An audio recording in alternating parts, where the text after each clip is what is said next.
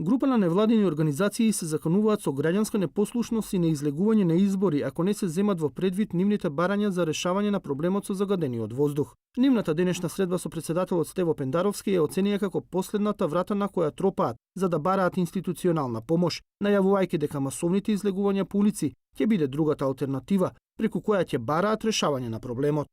Доколку и ова не се исполни, јас ви гарантирам, сигурен сум барем за делот од Битола, може би и за пошироко и да не зборувам во името на сите, но ете веројатно во името на сите, ние ќе пристапиме кон граѓанска непослушност.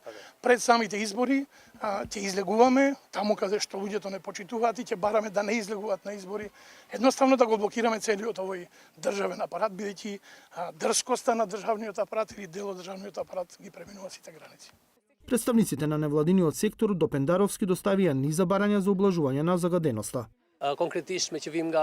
Поради тоа што доаѓаме од Полошкиот регион, побаравме да влијае во прогласувањето на Шар планина како национален парк, пред да се исушат сите реки и пред да се исечат сите планини од мафијата на хидроцентрали, каде сме побарале од председателот да побара од властите, веднаш да се прекине изградбата на мали хидроцентрали кои имаат големо негативно влијание.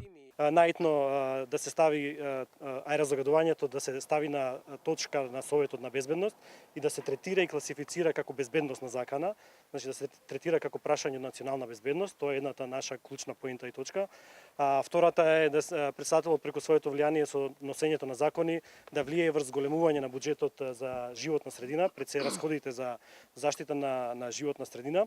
Доколку не се видат реални резултати во поглед на аерозагадувањето, да се прогласи кризна состојба и во случај на кризна состојба, значи председателот има ингеренции и армијата може да се вклучи и да ја помогне на полицијата во справување со аерозагадувањето. Да се направи фонд за заштита на животна средина. Очигледна е дрскоста на институциите и немањето волја да се преземе нешто.